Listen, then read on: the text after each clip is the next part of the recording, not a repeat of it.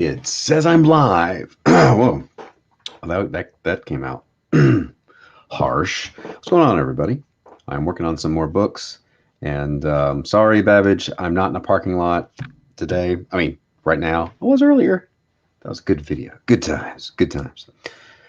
Elliot is supposed to be joining me. I just talked to him, but until he is, here he is. There's Elliot.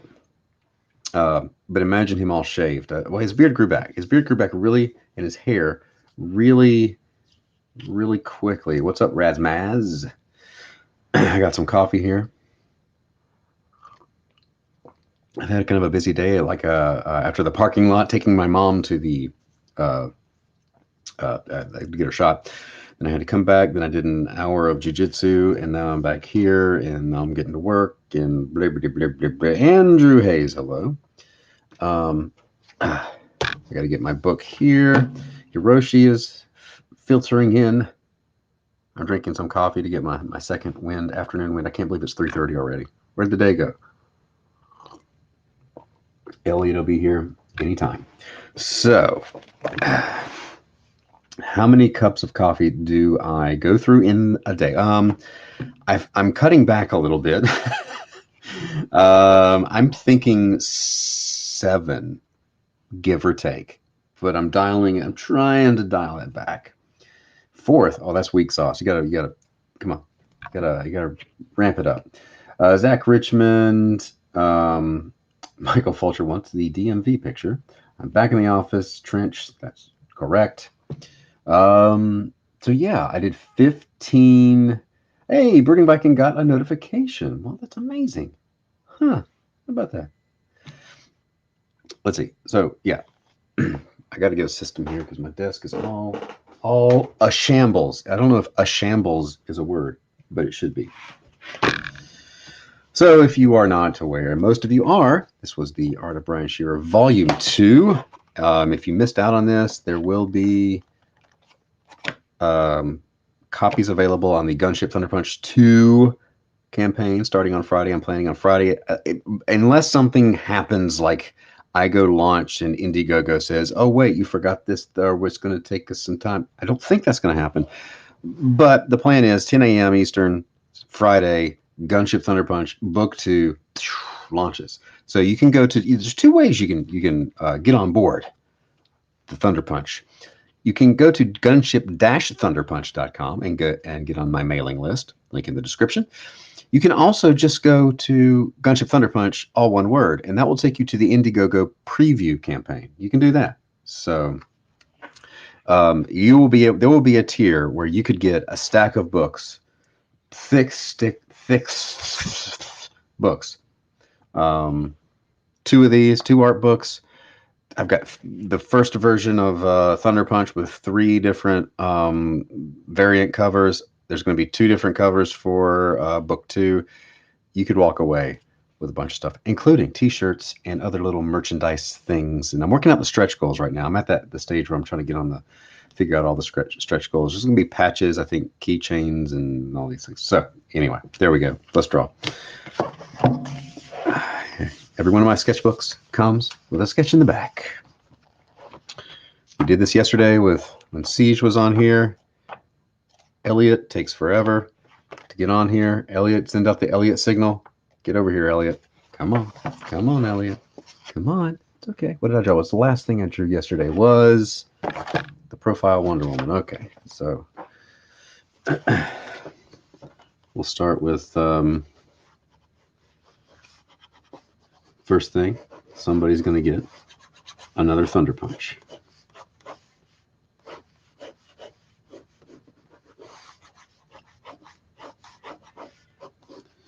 So we're going to sketch this thing out. I have to use bring back Siege. Siege will be back. I'm going to have some different people on. Some chill people, some low-key, chill, entertaining people.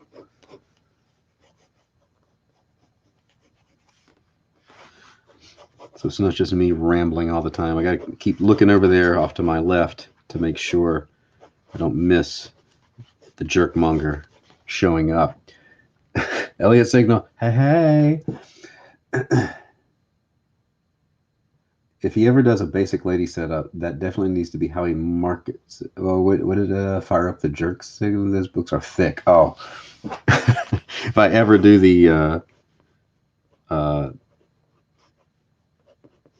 the art book that's just ladies. Okay, I'll watch something up there. I am doing pretty darn good. My back is hurting. My back has hurt since COVID.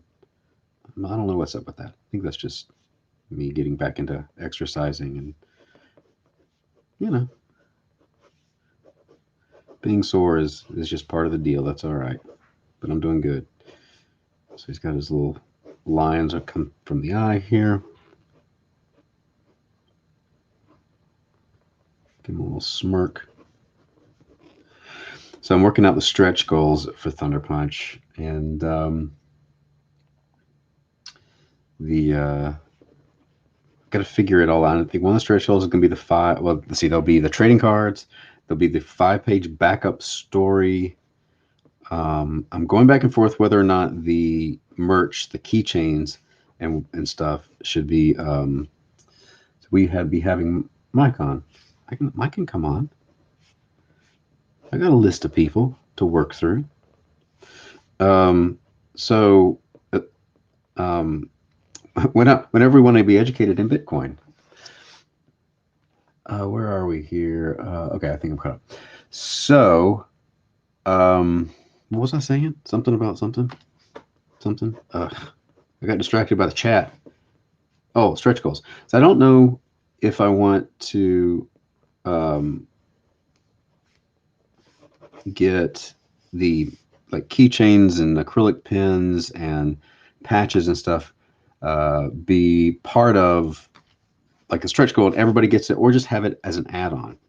Running some of the numbers, and they're to get like a 1x1 inch or 2x2 inch stickers and things or magnets. It's pretty reasonable, but if I had 1,000 people, come in, that's an extra $1,000 for just that. I don't know. This is one of the things where it takes me. I have to slowly think. I'm an artist, not an accountant. I'm learning the business end of things. I just talked to Elliot. Where is he? Hi, Art of Read, Gunship Thunder Punch keychains, huh? You should cross promote by having one of the keys to start at the book. The keychains are, I think, the most expensive. So definitely t-shirts. I can work that out. That's going to be not for everybody because that would be really expensive. It's going to be an add-on or a part of a tier, the t-shirt, the merch tier. Maybe I'll do that. Maybe I'll do the mech merch tier. That has a good ring to it. Coffee. So I can handle tons of coffee in the morning, but afternoon, I react different to it. Like I can feel the effects a little more. All right, let's get my pen that I was using yesterday. Where'd you go? Did I put it on the wrong table? No, I didn't. Still no Elliot. Hobo merch. What's up, Josh Graydon? Where is that? Where is it? Oh, it rolled because it's round. Oh, I've not shared this link out at all. Thank you, Nighthawk, for sharing the link. Everybody share it out. I totally neglect. I'm gonna do that on my phone real quick. It's just easier. It's easier that way. Yes, he's here on my phone. Eric Hawkins, hello. Okay, there's that. We're gonna share to Twitter. And if Elliot doesn't show up, it's false advertising. Don't make me falsely advertise. Don't you do it, Elliot. And then I hit share and I hit copy link and I go to the Discord. Somebody post the link to the Discord if you'd like to hang out in our Discord. That's it's good times. It's chill. If you like the chat, you'll like the Discord. All right. I shared it out all the places that I care to. Oh, there he is.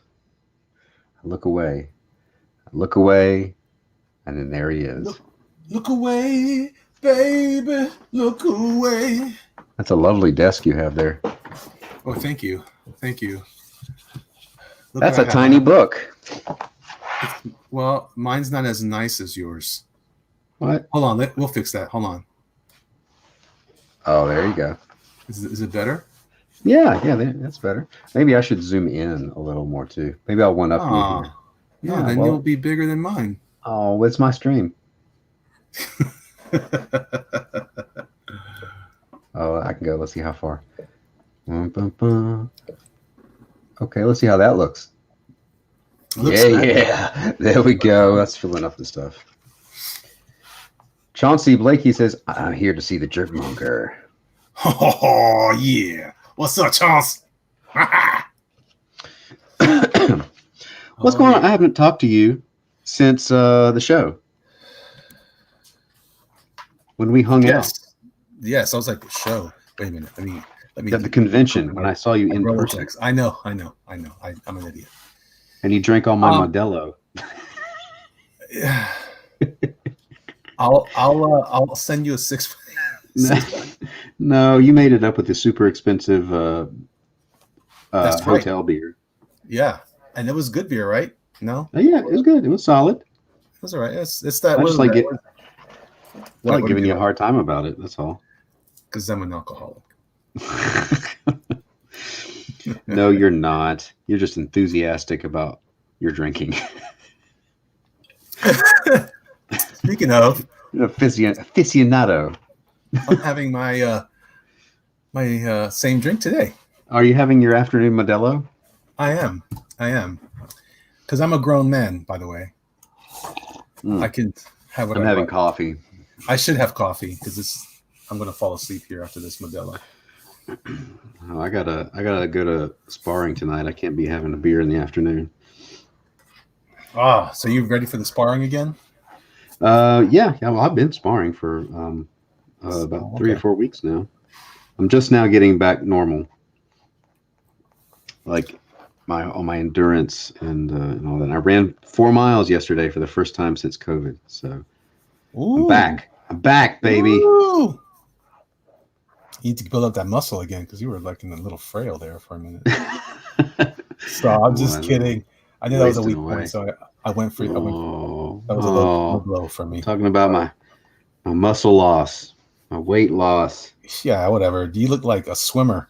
I'm over here looking like the dinghy in the ocean. What? No.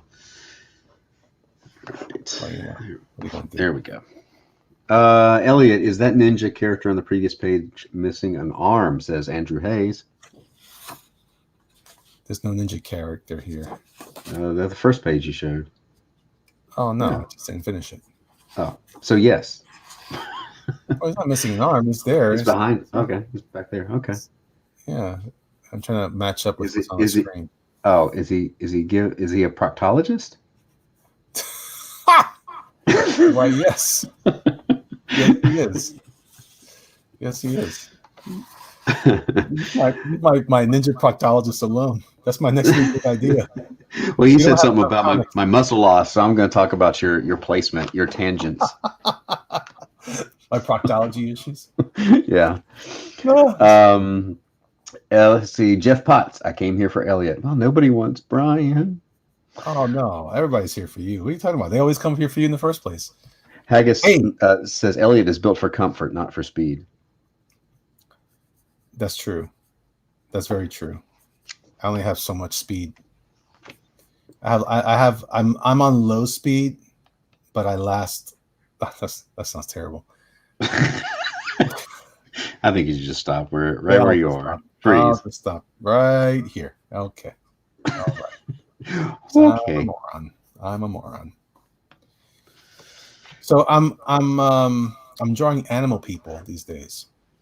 Aren't those called furries? No, they're not. They're not called furries. Oh, I'm sorry. I'm offended at that. Am I canceled? What am I supposed to? Yeah, I was going to say, what do I do next? What's protocol I think you have to go on Twitter and then talk about how I need to be fired from my job. Unfortunately, I own my own business, so good luck. Oh yeah. Okay. All right. All right. Well, you can keep with your disparaging remarks about the furry community. I don't know how much power the furry community actually has. You think they're all this like they're hated by everybody? I think pretty much anybody that says if anybody in our country, like somebody's going to be canceled, and they said, "Oh, what'd they do?" and it's like, "Oh, the furry community." Let me stop you right there. I think they would. I think that's how that's going to go. Let me just say. It's like, so you want me to back the furry community? Okay, all right. Yeah. Well, there you go. That's a stretch. I'll try. It's not really in the code of ethics here for the woke issues. I don't like using the word woke. I feel like it's bad grammar. It is bad grammar. It just sounds weird. Siege came on yesterday afternoon with me, and I was telling her, we were talking about the word woke, and I told her the story about the first time I ever heard somebody use it, like in a non-ironic, like in real life, just in casual conversation. Yeah. And it was on a train to San Diego from Carlsbad, and there was somebody going to the show, and they're talking about her new boyfriend with her friend. She goes, "Oh, so you're dating so and so?" And I said, "Yeah, he's got a job. He's super sweet. His family's great. It's woke." I'm like, "Did you just throw that in there on the?" Okay. He sounds like a winner. If that's how he described himself to you, he needs to go back to English class. Awake. I have been awoke. Awoke. I have been awoke. Or awoken? Can you be awoken? I think so. No, because you're awake. Awaken. It's an awakening. Only one person can be awoken. Well, I'm sure he's got more family. Oh, but yeah, they're probably not as fun. No. The last time I was on with you, we went on a rant with various celebrities here in Florida. Tony Little? Yeah, we should continue that tradition. Are there any? We need to find all the celebrities near you that it's gonna be hard. It's hard. Come on, who lives in Florida? Who lives in Tampa? That's what I'm trying to. Okay, Google. Tony Little. Tony Little. All right, hold on. Let's see what I got. Let's see what I can offer you as a way of entertainment, a means of entertainment here. We got to keep the masses entertained, or they'll revolt. We got to keep them awake. Toby. Yeah. Hello, Toby from California. Hey! California, yay! Lightning fan says Hulk Hogan is down there. Yeah, but we talked about him last time. Did we? I forgot. Well, he was one of the people. Well, I think we mentioned him. Celebrities in Tampa Bay. All right, let's see. All right. These celebrities live around town. You know who does? I think for a little while had a home here was John Cena. Yeah, you were telling me. Yeah, we talked about John Cena last time. Yeah, a lot of wrestlers. We talked about that too. Let's see what we got here. Whoa! Apparently, the rotund person of color on Saturday Night Live. Night Live. He used to be part of a show called Keenan and Kel. Oh yeah. He lives here according to this image. I can't back it up. Well, if you see an image on the internet, it's got to be true, especially if it's an infographic. It's true. Well, Dave Bautista, he's down here. Oh, see, everybody wants to be in Tampa.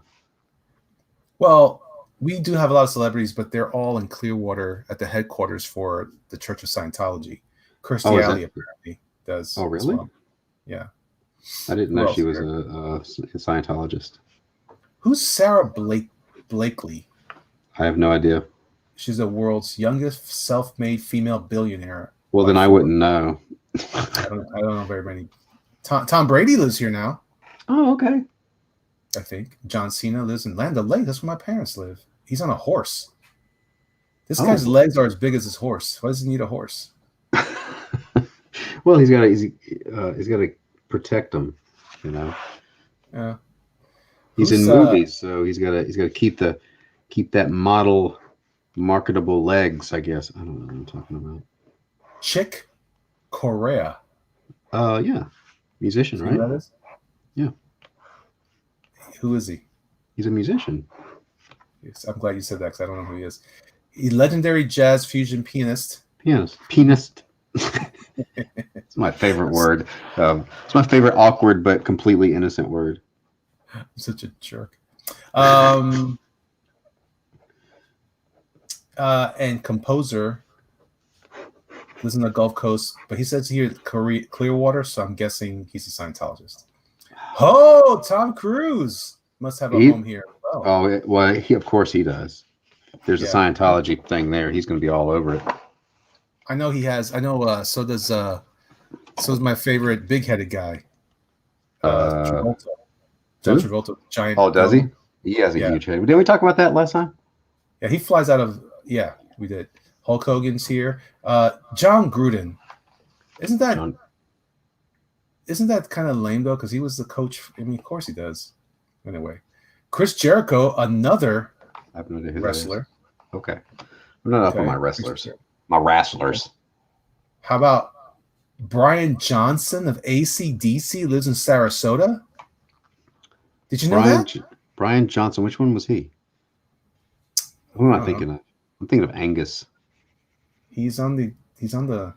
Let's see. The legendary AC/DC lead singer who reunited with his band for a new album in 2020 makes him his home in the South. Oh, he was the one they replaced, right? Like they replaced lead singer at a certain point. So he must have been the original one. All right, I don't know about this. It says Stephen King has a place in Sarasota. He might have a vacation home, but he lives in the Northeast. Well, he's an older guy, so he probably should have a place.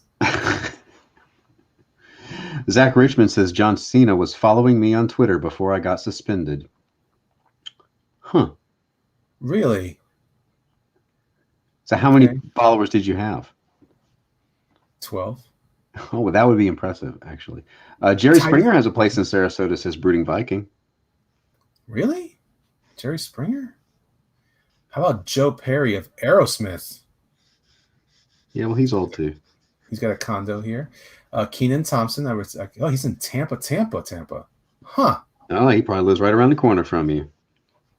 You guys are neighbors. You all should go hang out and have a Modelo. I bet you we are. I bet you we're not. Huh. We'll see. I'm going to find this guy. All right. Dick Vitale. Okay. Bradenton. Let's see. What else we got here? We got Robin Xander of Cheap Trick. Well, of course. I've always wondered where he lived. I don't feel like this list is comprehensive, though. It's already. No, over. You think they're leaving some people out? John Travolta, I know he flies out of an airport here, like a local airport, like a small thing. Huh. This was from the Tampa Bay Times, and this article was written published on February 3rd, so that's pretty recent.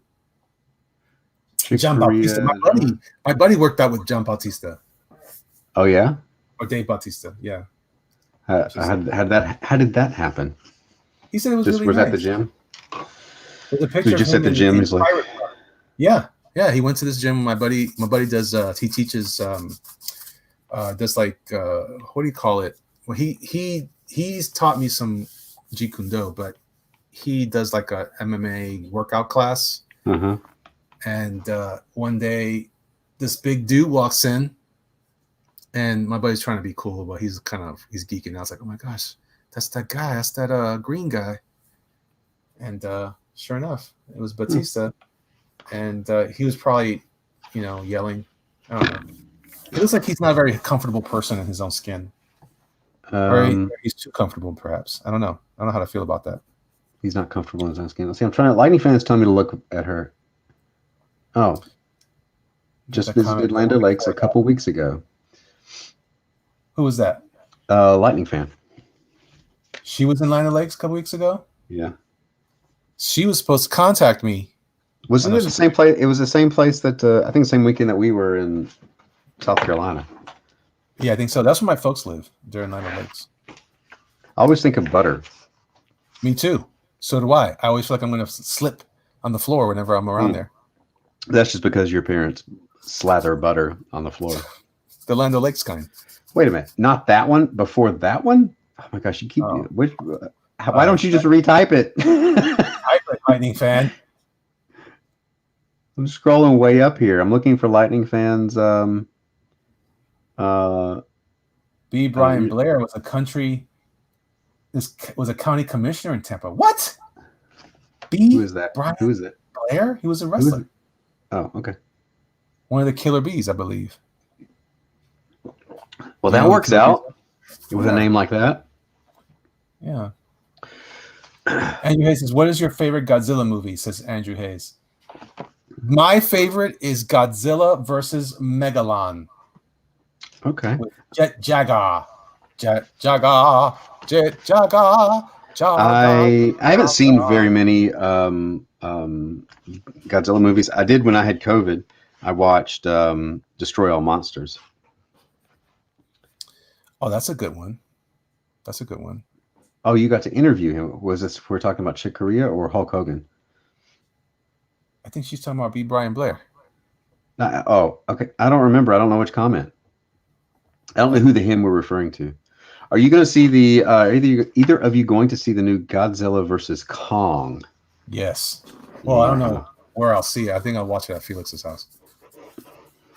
He has the HBO Max. That's pretty convenient. I mentioned this over the weekend. On Mike's channel, I saw Justice League. You invested 4 hours of your life? I did. How was it?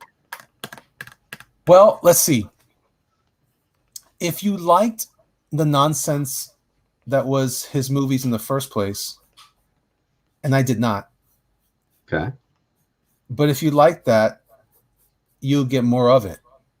I was foolish. Okay. I thought it was going to be great. I was kind of pumped up. I was falling for the little extra scenes. I was like, oh yeah, this is so cool, so cool.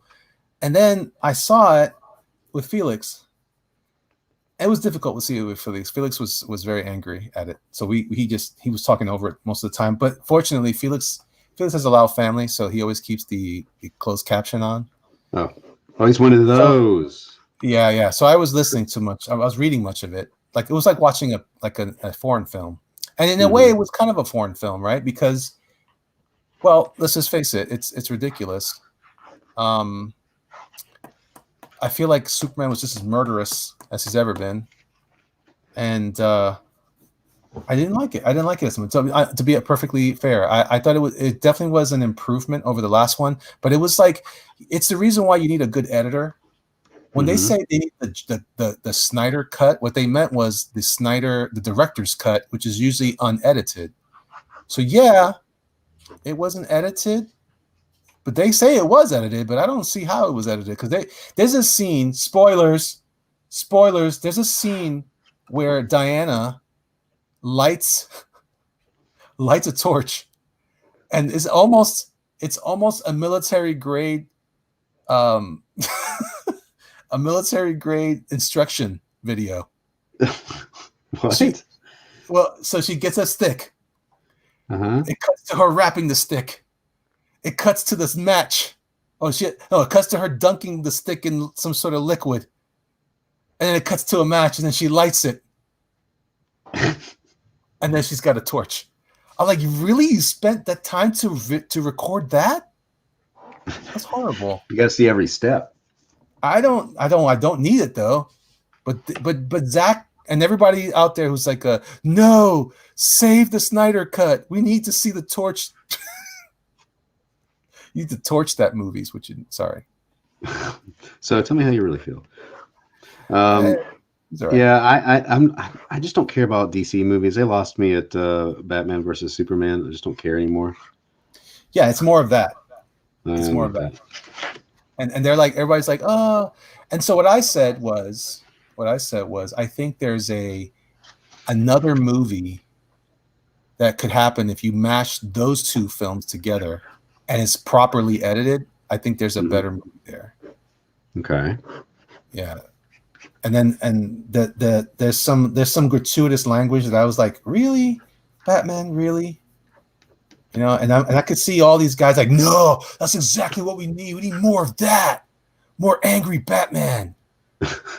Like, no, we've got plenty of that. He's already murdering people with giant cannons on his car in BVS.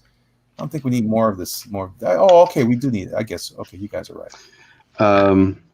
So I watched the Red Letter Media review of it, and they were kind of comparing the Joss Whedon cut and those are the three guys, right? Yeah. I thought they were too soft on it. Yeah, they seem to kind of like it, and but I don't know. I still probably won't see it just because I don't want to spend 4 hours of my life on a DC movie. It's a long time, and everybody's like, oh no, it goes by fast. No, it doesn't. I fell asleep during the first 20 minutes of it. I watched the first 20 minutes. I was like, oh, this is intriguing. It could have been the Modelo. I'm not gonna. Yeah, it may be. But I will say though, as I was watching it, like I was like, oh man, like that's a lot of talking. Oh man, there's a lot of talking. Oh man, there's a lot of talking. I kept thinking that the whole time, and then the more I said it was almost like I was counting sheep, and I just started to slumber. So why 4 hours? Why would you make a movie that's 4 hours long? Because the guy clearly, look, man, I feel bad about his daughter and everything, and I really do feel bad about this. That's terrible. So I'm glad and I'll tell you something else. I'm glad as a creative person that he got to make his movie. But there was some more money spent on that, just in the whole, filming or editing, whatever. Mm-hmm. And I feel like it felt indulgent. Is a good word that came up. Okay. Just self-indulgent. Self-indulgent. Yeah, like I really want to make it like it didn't need to be that 4:3 ratio, aspect ratio. Oh yeah, that seemed weird too. I guess it has something to do with IMAX or something. Yeah, he was just trying to say, oh, I just had to be cool. Every time he says that kind of stuff, I get a little nervous. Because I'm like, come on, man, that's a big decision. You don't just go, I think it'd be cool. That's a big decision. That's a decision you make on purpose, not because like you thought it was cool. Yeah.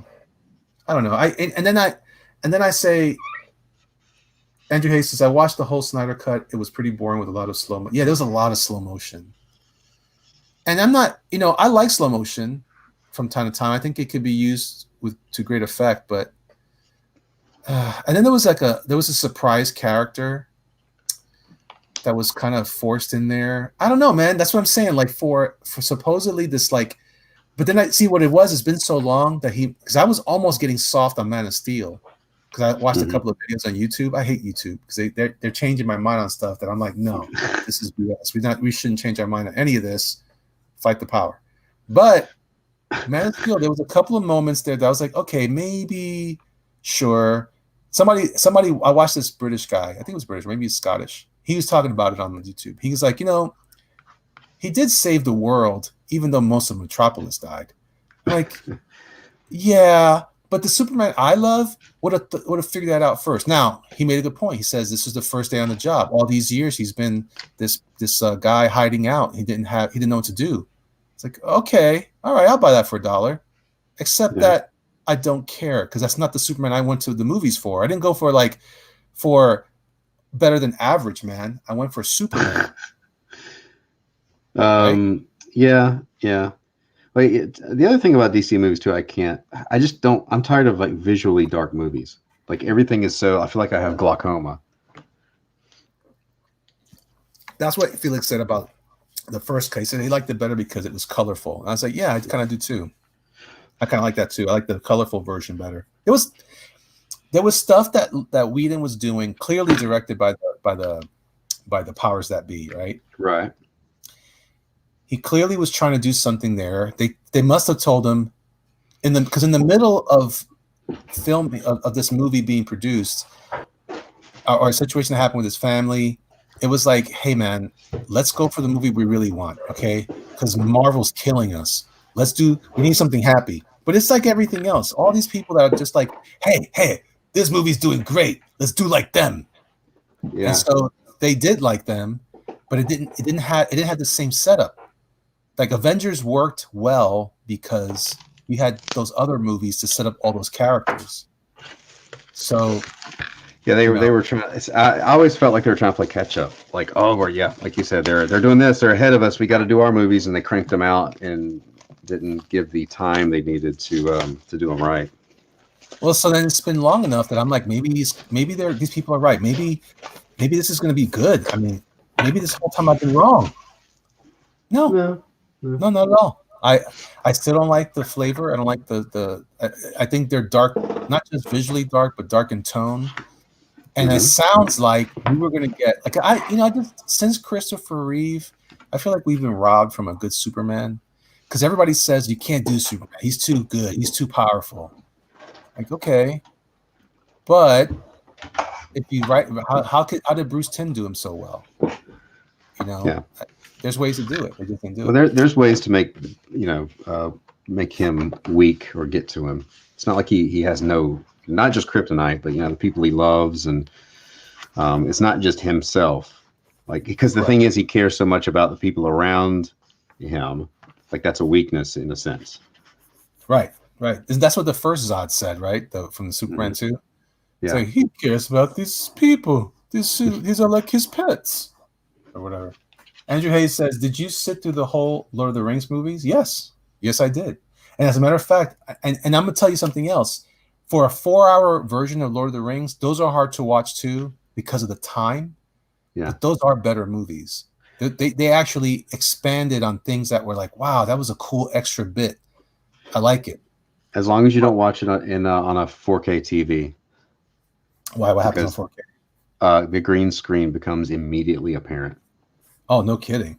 Oh, yeah. I saw it, and I was in a hotel a couple of years ago, and it came on TV, and I was like, oh, my gosh, they're in front of a green screen. And in a standard, back in the TV from like 2000, early 2000s, you can't tell. But that and Harry Potter is the same thing. Oh, that's terrible. You can tell immediately that what the effects are. It just kind of takes you out of it. It's like, I need to get my old TV out of the dumps just so I can enjoy Lord of the Rings again. Oh, no, that's not good. See, but that's okay, though. Actually, there's probably a setting you can do to chill that out. Probably. I'd rather, it's easier just to go to the dump. Now, so let me just say this, though. What bothers me about the critiques I'm watching is they're not critiques. I'm hearing these subtle things that would normally knock these movies, these films down to something else. All I'm hearing is like, but at least he got to do his division, so let's give it an A. What?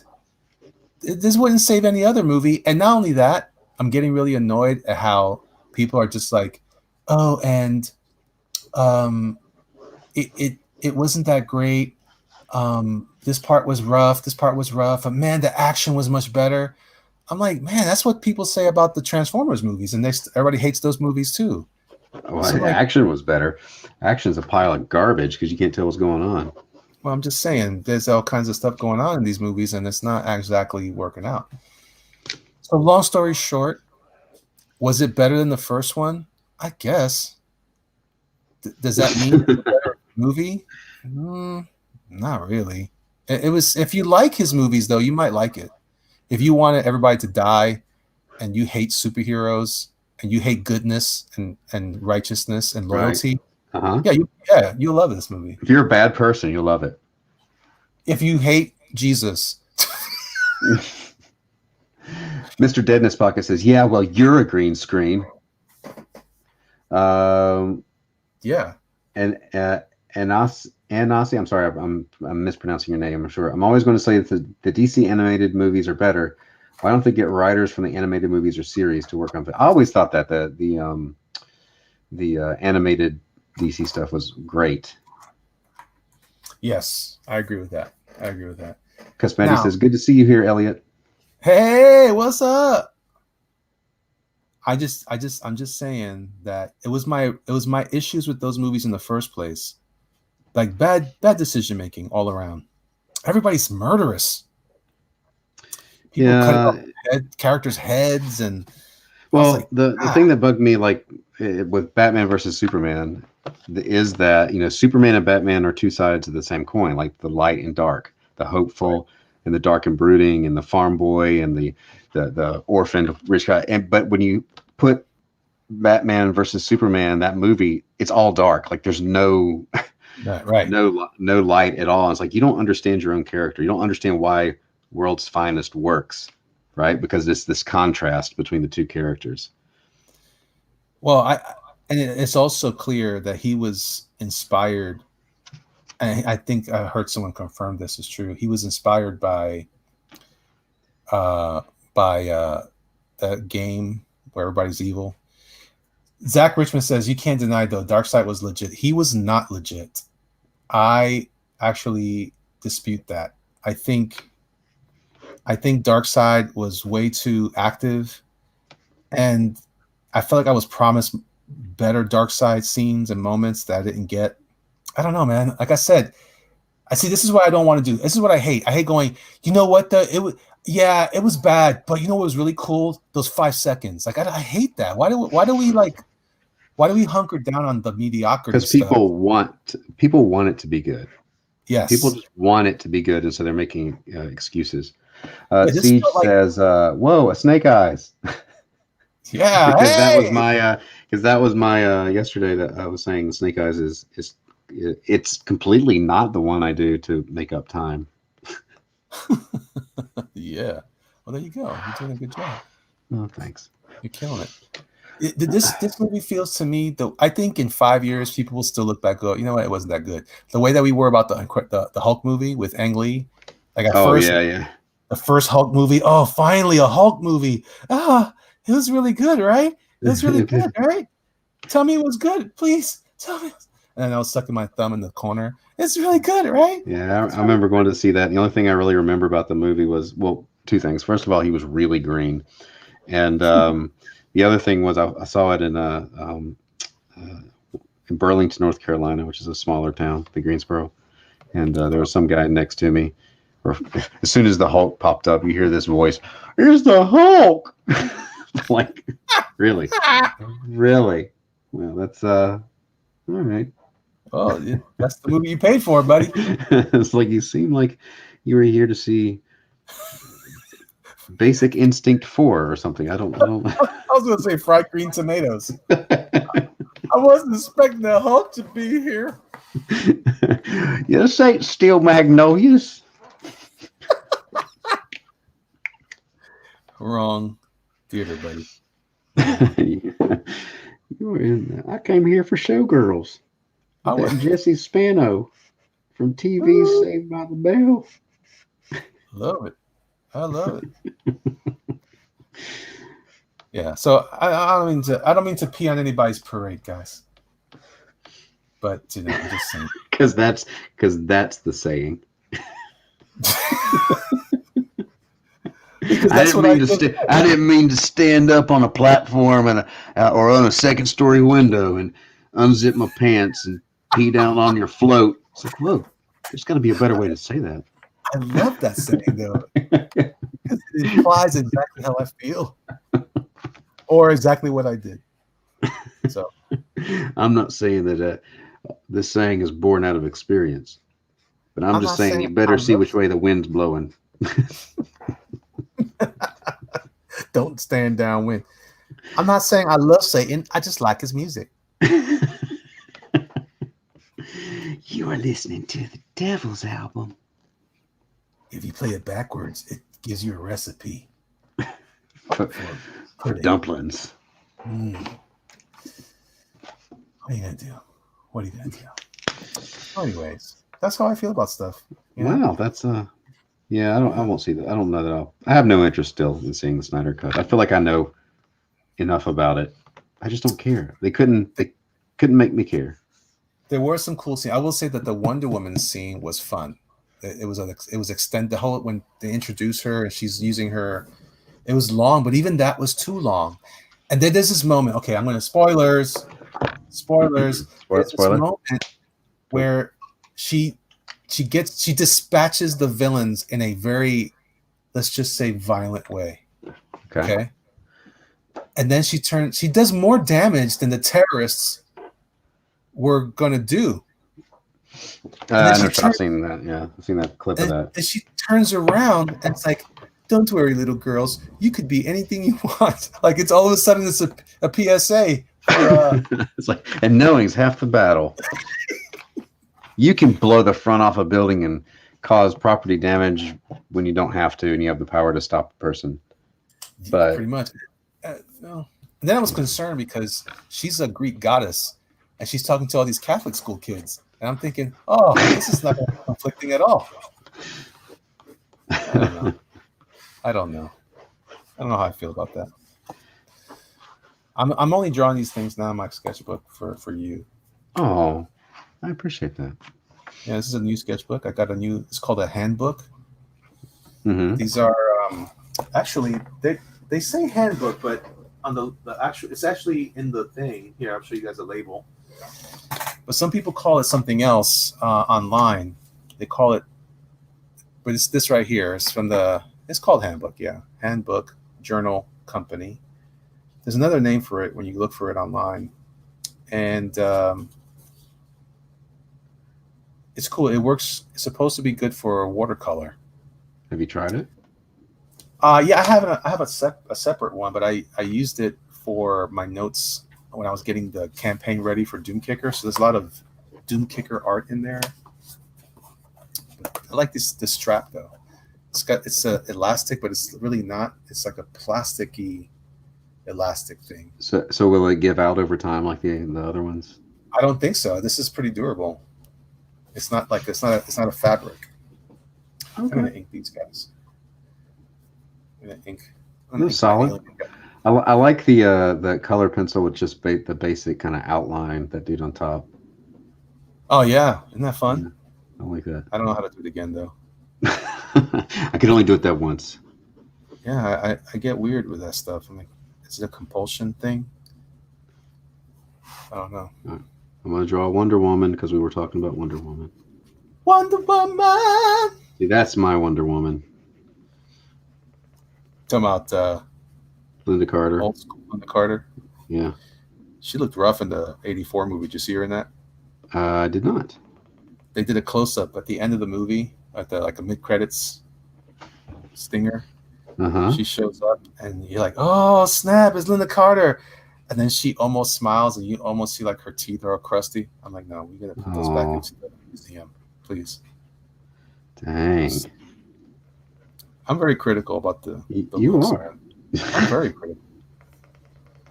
It's gotta be right, man. Either you're gonna make it. If you're gonna make it nice. But if not, don't make it at all. That's cruel. She's still spry in her 70s, right? She's 70s? I guess. Yeah, she's in her 70s. Is that all? Is that all? You're only in your 70s? Wow, that's pretty young. I thought you'd be a lot older. You look a lot older. You look rough, Linda. She looked good in that movie. Did you ever see that one with is it Sky High from Disney? Oh yeah, I remember that one. She looked cool there. I was like, go ahead, girl. What I did? Cosmetti thought she looked great. Oh, Cosmetti, you look great. Linda looks like she's been humping through the woods with a rucksack too heavy for her back. She's been rough. She was at Awesome Con in DC when I was there, and I didn't see her. She just would come on and make announcements over the PA.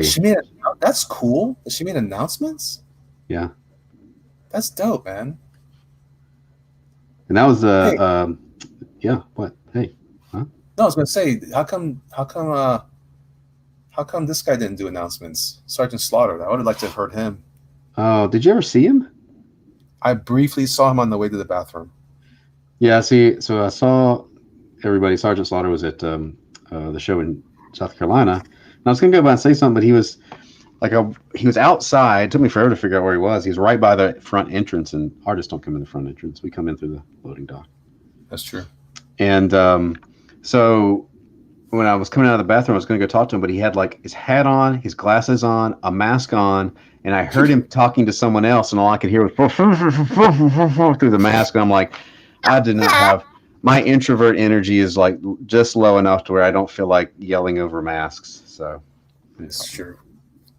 Hey, how cool was it that we were all like, oh man, we're like raging against the machine. Everybody was not wearing masks. Oh there. yeah. How did you feel about that? Yeah. There was it was and nobody freaked out. No. Nobody freaked out about it. I was saying yesterday. I mentioned that that cosplayer that was across from you.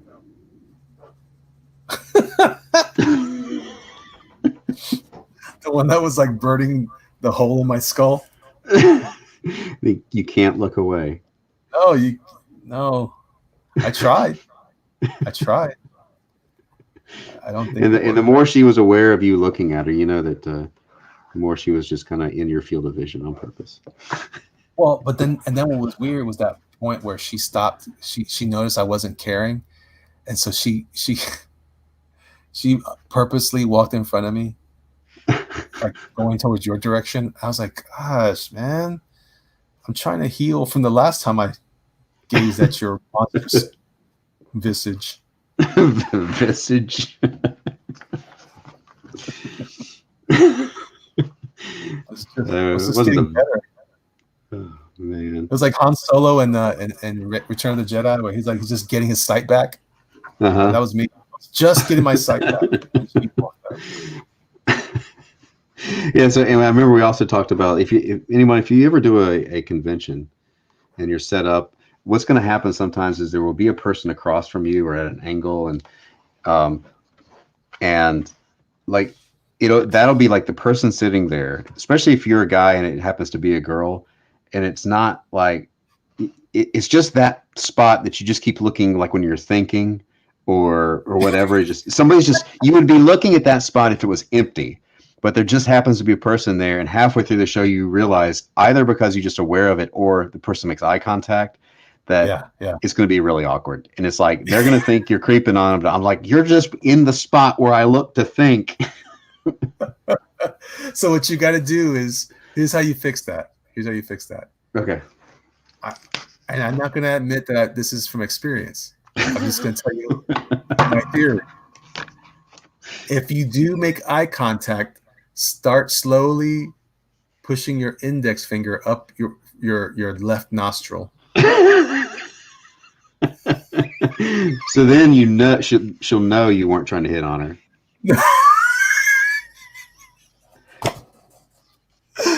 And then when you get your finger completely up your nose, then you just do that little start, like you're just aware that, like, you've just become aware that she's looking at you, and you take it out real quick. and then it's just awkward, and she just thinks you're a moron. Yeah. Or you commit to it. That's the other way. Or you just lean forward and keep staring. And then if she says anything to you, you just think, I'm thinking of recipes. and then you just pull it out and you offer her some. But that'll turn her off real fast. It'll shut down that whole implied conversation. Edwin says, I'm happy this is not Netflix and chill with Brian and Elliot. That collision of facial hair would not be aesthetic. Speaking of eye contact. Oh yeah, so Hyper Potato asks, is Elliot a go for Shiricon at the fishing hole? Our little writer retreat thing. What's up with it? What are we doing?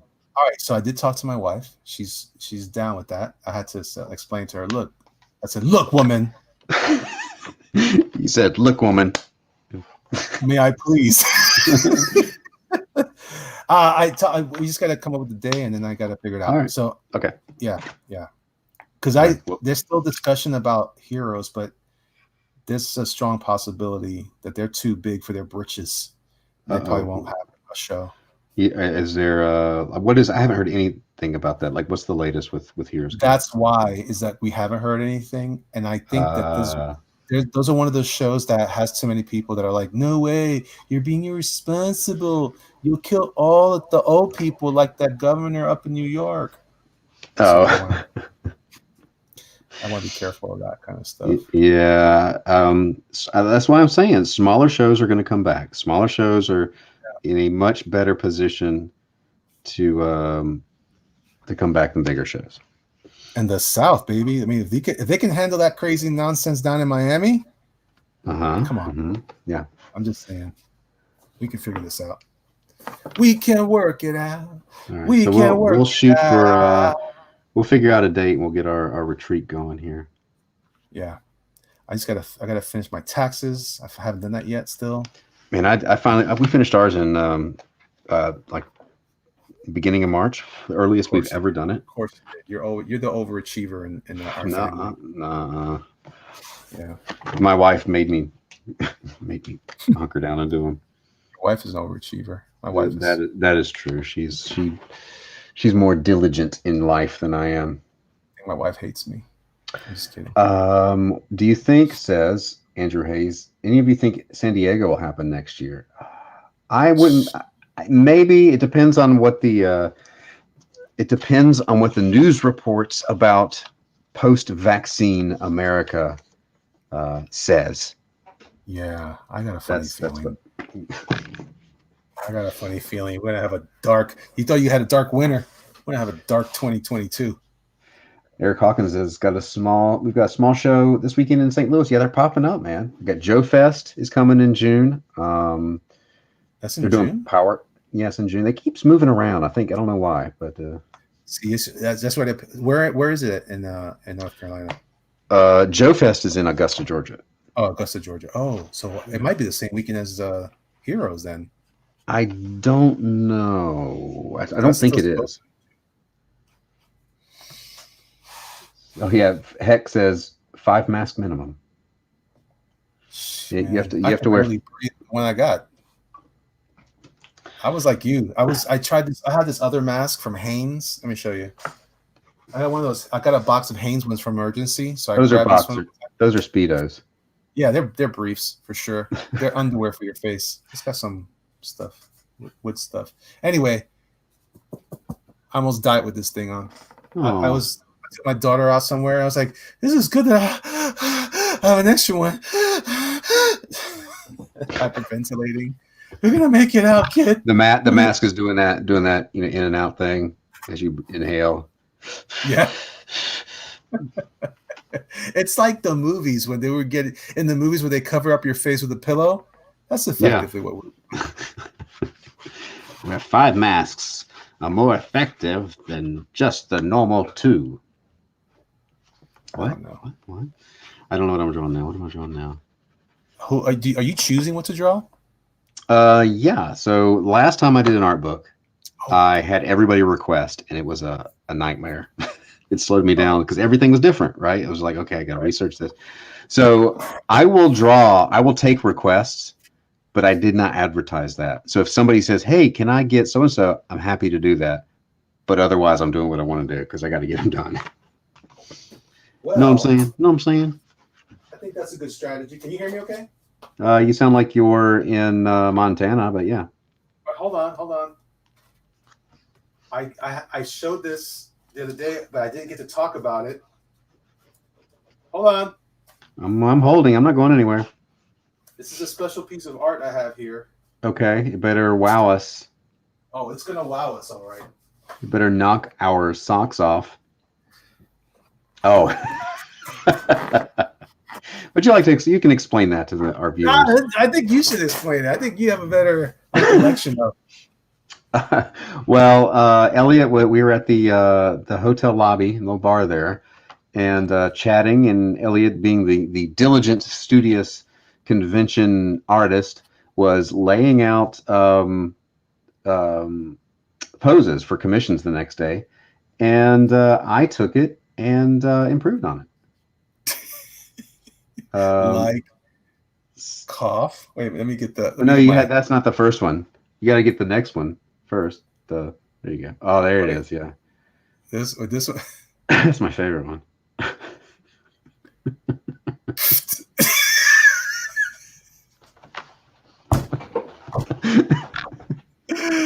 Oh my gosh! They all have gas issues. Look, and so he signed it. Wait, this one. But it's got Brian Shearer signed it, and I didn't sign it. Let me sign it real quick. You sign it, yeah. The one at the bottom, somebody pointed out was the most disturbing, or just the one where that's just a little bit coming out in the bottom right. Wait, which one? Oh, yeah. Trying to hide it. She's doing yoga. She's trying. It's just like. It's almost a butterfly that came out and a leaf. So yeah, whenever we do an auction, that's going to go up. Yeah, that's right. We're supposed to try to do one soon together. Yeah, we'll do one soon. Yeah. So this will be a special collab edition. Oh my gosh, this is so fun. Oh, I still have a beer. Oh, I'm distracting you from your drinking. Yes, please stop. You know how I am about my drinking. Yeah, you when you drink other people's beers. That's not what happened. He pushed it in front of my face, and I just assumed it was mine. Oh, so it's Andy's fault. Yes. Okay. Absolutely. Well, I was just kind of sipping on mine anyway. I was. You are you're definitely a casual. I drink it like I've been mowing the lawn on a hot summer day, and I'm in the middle of a commercial. Here's two good friends. You're in the middle of a 1979 Miller Lite commercial. Everything you always wanted in a beer and less. It's a bar full of football players. Yeah, drink this practically 0% alcohol, 95 calorie yellow water. Everything you've always wanted and something you put in your mouth and less. What? It's refreshing. It's because it's seltzer water. Oh, well, I don't drink often, but when I do, I drink. I don't drink often, but when I do, I guzzle it. Well, you know what it is? It's very tasty. I've become a connoisseur, not a connoisseur. I'm not sure I'm a connoisseur, but I really enjoy the taste. Mm-hmm. And it is nice, especially with like junk food like pizza. I totally get it now. I didn't get that before for years. It's pizza and beer, but now I get it. Yeah. Well, I usually, do the cigar and beer. It's a good pairing when you have a drink and a cigar and you're out on the deck. But is it better with beer or with like a whiskey? Either one. It depends on the beer. It just depends on your mood, right? It's just right. And if you have a really strong cigar, you need a drink to kind of take the edge off of it, so you don't get to get that little dizziness going there. Man, I really wanted to smoke one with you. You know what? I was thinking. I watched a video back when I was still smoking those steadily. On the one that I gave you, the smaller one. Mm-hmm. What's it called again? I can't remember. I have a few of the labels hanging around here. Anyway, the guy was using it as like a morning smoke with like a cappuccino. That's good too. And it looked amazing. Like I was thinking about the way the flavor of the smoke and then the flavor of the coffee. I said, oh, that's gotta be great. Yeah, a morning cigar or pipe with really dark coffee is good. It's a good pairing. Try that. Let's see. Did the Transformers narrator did Miller Lite said it's the year 2005. Elliot should do a Batman and Catwoman splash sheet with Catwoman in one of those poses. And Brian, when did you learn how to do the Michael Caine, Sean Connery impressions? I don't. With my Sean Connery's not great. Michael Caine, I figured out slowly. My cartoony Michael Caine, I think it's kind of cartoony. But me and my buddy Chris would sit around, and we still do this, have long dialogues where just being stupid and making up, right now it's he does young Michael Caine and I do old Michael Caine, and they're arguing with each other. And so if you ever are, at a con and you hear two crazy people at a restaurant or at the bar arguing with each other in Michael Caine voices, that's me and Chris. That's awesome. Actually, man, I told you I was watching Batman Begins recently, and all I could think about was you. When was talking, it was crazy how uncanny you do that. You say it's cartoony, but I think it's pretty spot on. Brooding says, I like Elizabethan mixture, pipe tobacco, and cold brew espresso. Sounds good. What were you gonna say? What's your Sean Connery like? I'm not comfortable with Sean Connery. I'm gonna work on that before I unveil a good Sean Connery. Maybe Sean Connery will call in from beyond the grave. I think enough time has passed. You know, it's not too soon. I mean, it's pretty Sean recent, Connery. but you know, Sean Connery. I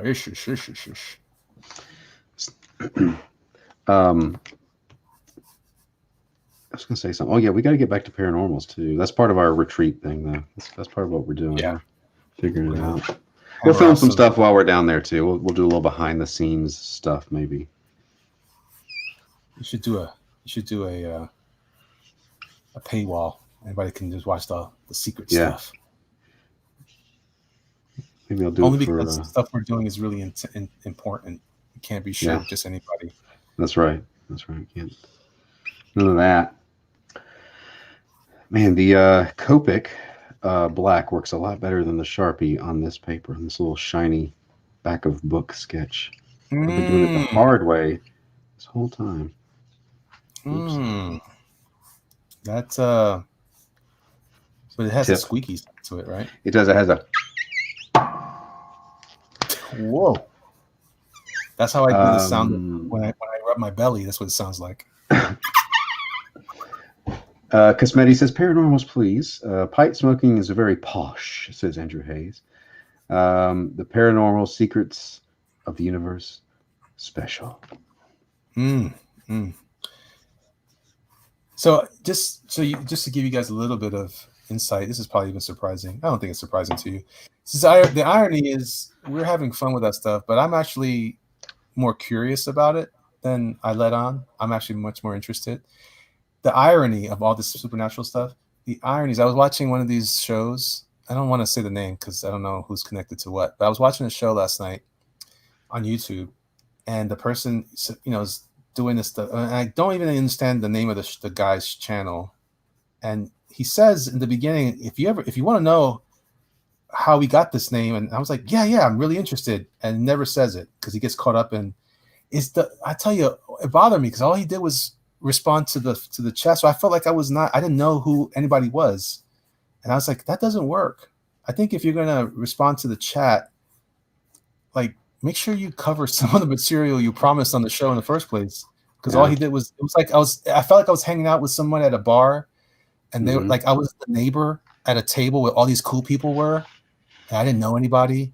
And I was just listening in, and every once in a while someone would notice I was listening, and then I'd get all like nervous. That's a little extreme, but you know what I mean though? Like, I just didn't feel like I got what was going on there. And I was like, oh man. So I was like, oh, this might be good information and no, it wasn't. It was just that's like I told you, when I had my dinner at Chili's during the con when you were having your 3-hour dinner. Yeah. And the two girls that sat down, I was eating at the bar, and then like a couple chairs over, these two girls came in, and I could not listen to their conversation. And they were talking about how they couldn't find a man, and through the course of the conversation, they kept talking about like I gathered they were regulars, like Chili's. The Chili's bar was their regular hangout, and I'm like, I think I know why you can't find a man. Yeah. It's absolutely true. It's absolutely true. If this is the hottest spot in town. Yeah, if this is your go-to place and you know the regulars here by name, you might want to go somewhere else. Yeah, people over there were confused. That was the night that the governor for South Carolina had just let up on the mask mandate. Yeah, there's a lot of conflicted people. They're like, do I wear it? Do I not wear it? Everyone was looking, including us, because we were like, should I or should I not? I don't know how this works. I was comfortable because I'm full of antibodies. If anybody says anything, I'll be like, listen, sucker. Is that all it takes? He's got the antibodies. Well, I mean, my body knows how to fight it for months. Is that going to work though? Because some people say that they're like, no, man, you gotta mask up for the rest of your life. Screw that. I just think it's great, man. I'm so glad that we fixed the flu problem before COVID started. Yeah, we finally cured the flu. I'm so happy. Demonetized. Fact check. We didn't. Oh, my bad. My bad. It just didn't pop up on this latest records. That's all. Have you? I'm sorry. I should have asked you about the joke like that before I said it. I don't care. Do I? You know me. Do I care? Yes. What's appropriate? I don't know what to say. I only do pre-approved jokes that will not offend or demonetize. That's why I talk about things like bodybuilders marrying adult dolls and guys breaking their their wives. That's a deep. That was an early one. That was the first one. That's why I make Cosby jokes, because I don't want to offend anybody. Oh, Cosby. I miss you, Cos. I miss you. I hope he's doing okay. My favorite title of a paranormal is still Putin Pop. With Putin and Cosby up there. Oh, that's a classic. Yeah. It's good times. Good times. That was one of the earlier. Yeah, that was season early. That was proto normals.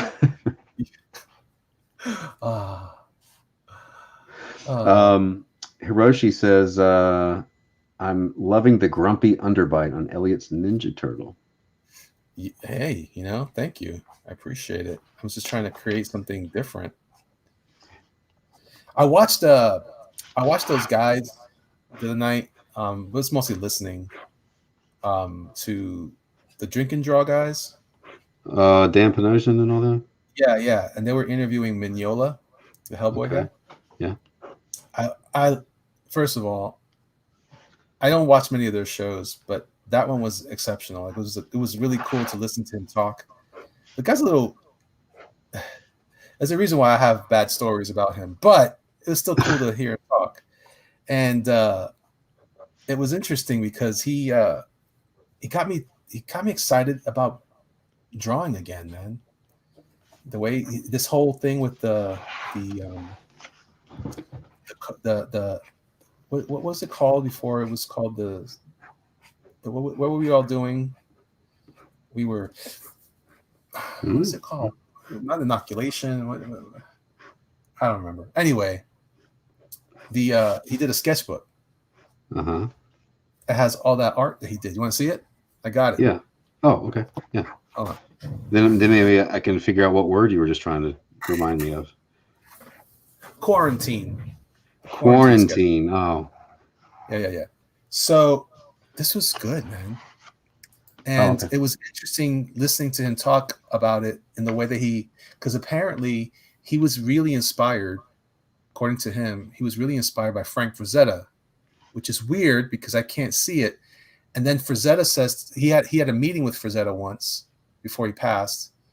And he said, clearly, this was before he died. Right, it would have been really awkward if he was still alive. But he met with him and he said that I don't see much of me. I see Toth. But he says he never knew much about Toth. I'm like, how is that even possible? Because I'm a big Toth guy. So I'm like, huh.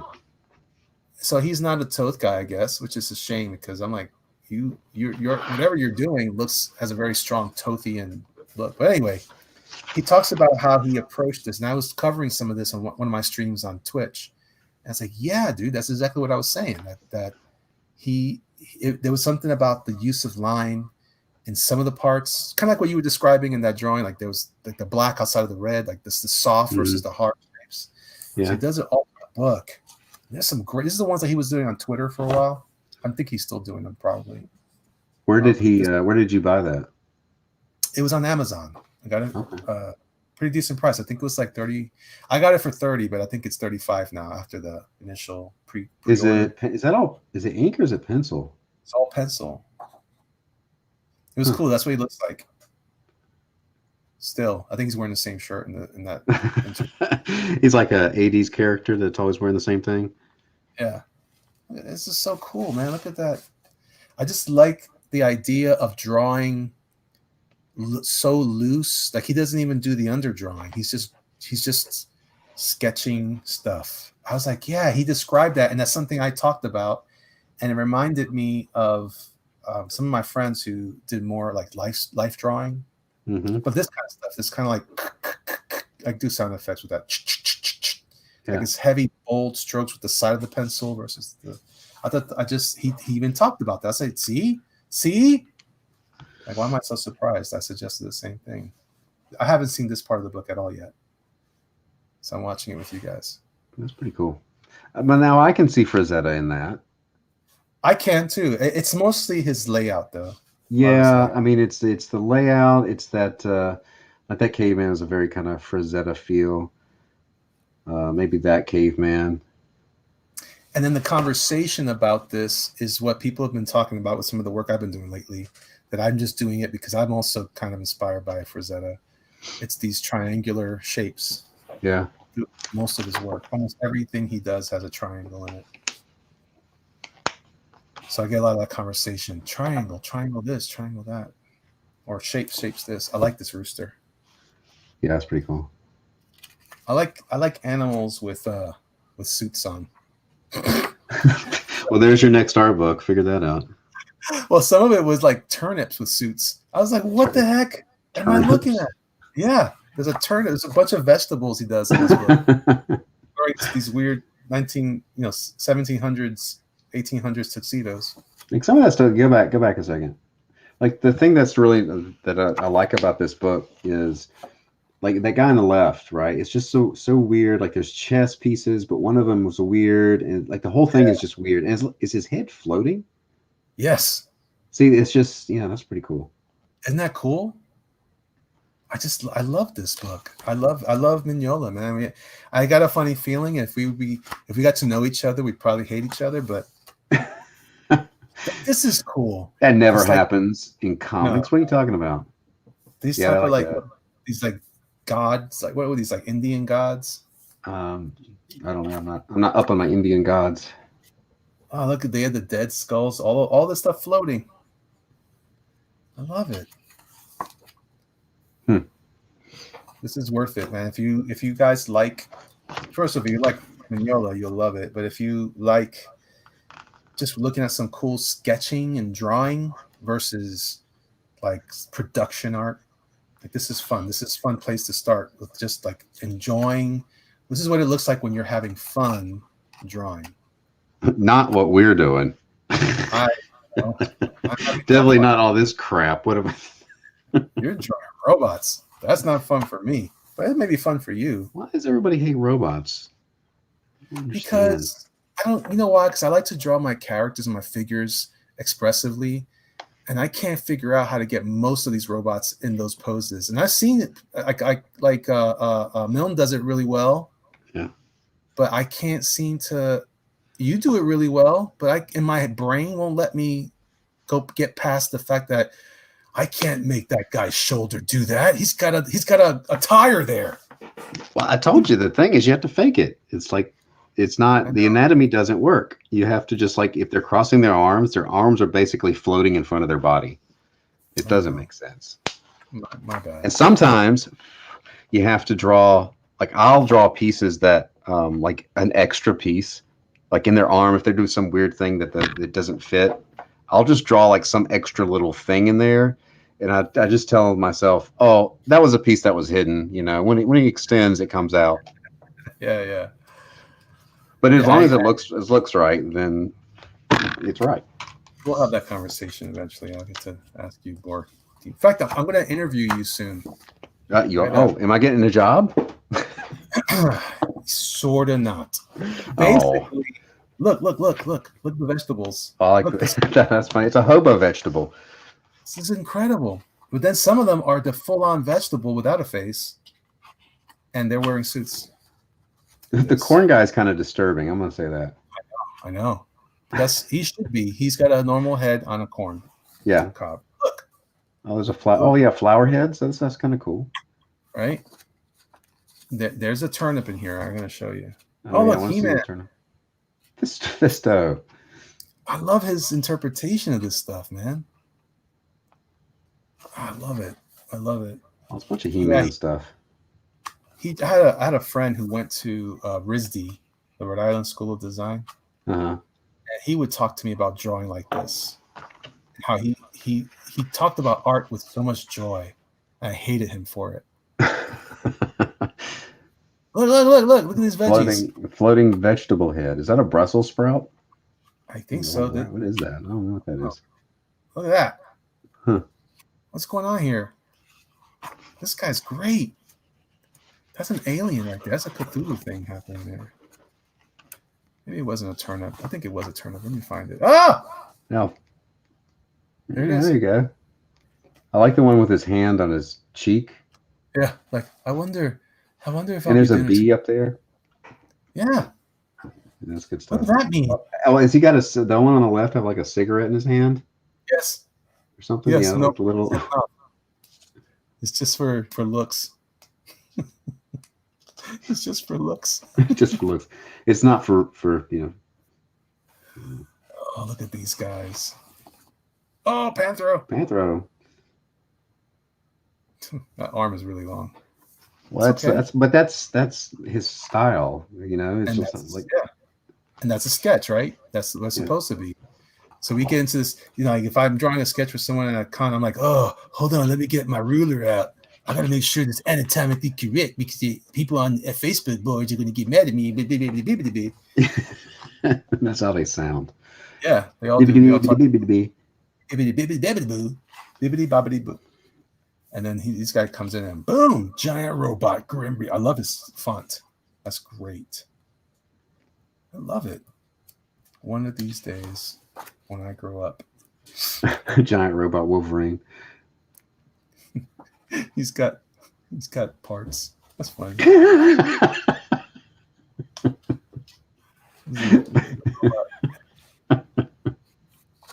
Look at that. It's Mecha Hellboy. Yeah. That's hilarious. I missed this one. Oh, look at Batman. Like his little wings. Yes. Oh, giant robot Batman, I love you. But anyway, this is cool stuff. If you guys got a few extra shekels, check it out if you're a student and want to learn. This is not something you don't need to draw like him. It's just kind of looking at, you could really see in this particular book, like I said this in my stream, you can really see the pathway that he took to creating this work. And I think that's the most exciting. There he is. There's Alex right there. What's up, Alex? Mr. Robots himself. Both of you guys sicken me with your abilities. Yeah. You could tell in the beginning it starts off a little more serious. Oh, look at I like when he does this stuff. I like his devil dinosaur. Yeah, he's cool. And his Moon Boy looks like Chaka from Land of the Lost. Yeah, yeah. Oh, that's a good one. Yeah, that was good. I like how Boo Berry's hat is floating off his head.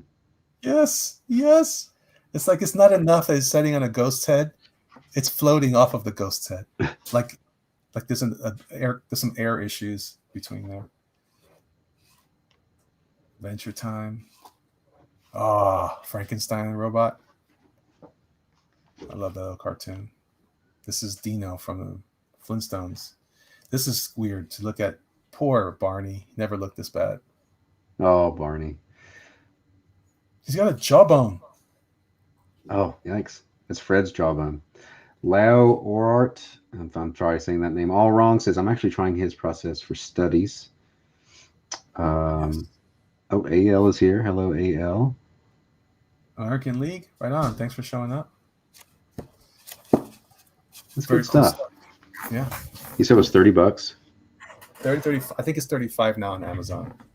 Which I think is reasonable. It's a lot too. It's a thick book, man. Look, it's like the library editions almost. How many pages is this? I was kind of going through fast. There was it's over 225 pages for sure. Wow. Yeah, it's quite a few sketches in here, so it's worth it. If you like an abundance of art, unless you don't like his work, and then you probably shouldn't buy it. Yeah, that's true. I agree with that sentiment. All right, I'm going to draw Batman here because clearly I've never worked on Batman. Oh, that looks good. Look at you. Look at you. Sometimes I can draw. No, man. I'm like, I don't think I've ever seen you draw this type of character like that. Like this masked cow wearing people. I don't draw superheroes very often anymore. No, you don't. This is interesting. Yeah, go ahead, boy. Was this a request? No, I'm just throwing it in there. Just throwing it in there. Draw some Ninja Turtles. Ooh, yeah. They're fun. The tricky part is figuring out who's who. If you don't even have a color. Yeah, I'm just gonna color in the bat symbol. Yes. That's super punk rock right there. That is so punk. Oh, dude, that looks great. There we go. You got me all pumped up now. Haggis Moose says Brian has his A game now, just now since Elliot is here. Yeah, I gotta one up Elliot. It's all a competition. Dude, you always one up me. Shut up. I do not. I'm holding on by the seat of my pants. I don't know what I'm doing. Awesome.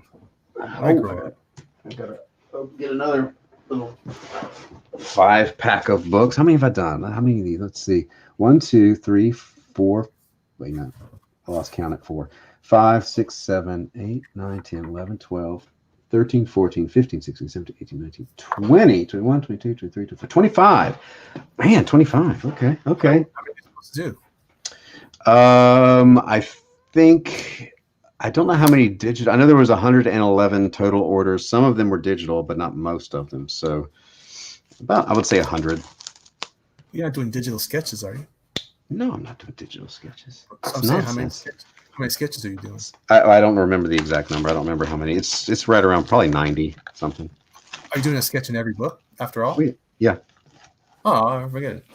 Yeah, I did. And then I've got some people got volume 1 as well. So I've got volume 1. That's right. You did get a volume 1. I gave you a volume 1. You did. I'm so proud of it. Ninja Turtle. Lawrence V says, Brian, you can send me any one of those as long as it's a Baroness. I will try to remember that. Let's see if I'm going to do a Ninja Turtle. If I can do a Ninja Turtle as cool looking as the one Elliot just drew with the underbite. Probably not. Sure, it's easy. So think about me as an old man, and then you got it. Draw a Modelo in his hand. Mm-hmm. That's an alcoholic Ninja Turtle. I'm gonna draw. I want to get a good shape for this guy. Look, I'm gonna draw an underbite too. Look at this. Look. There we go. Yeah, I like it.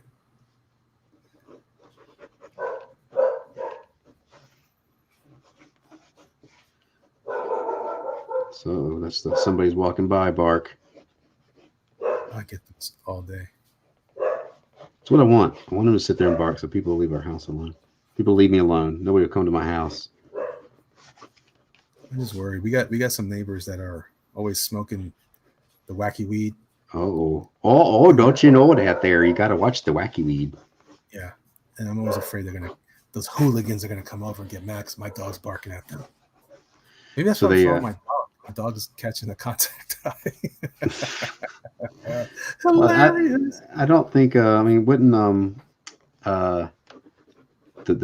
make them more sedate, maybe? Yeah, but the dog might remember. You also get a little more like what's the word? Anxious, not anxious. Paranoid. Paranoid. So like, is that a police dog? It's not. It's just a little mutt that I have. It's not even my dog. It's my sister-in-law's. But I inherited it.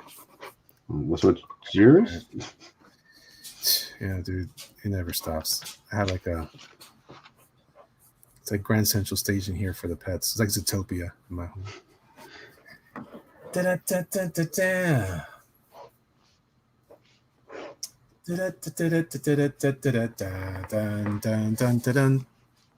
All right, here's my.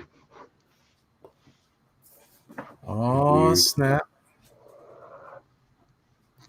Okay. Not bad. See, this is like, for me, this is like doing what's that called? Anyway, instead of meth. No, instead of the Teenage Mutant Ninja Turtles, we're doing the geriatric Ninja Turtles, and they're angry. Yours is pretty teenage right now. Yeah. I mean, well, I guess mine definitely needs a cane.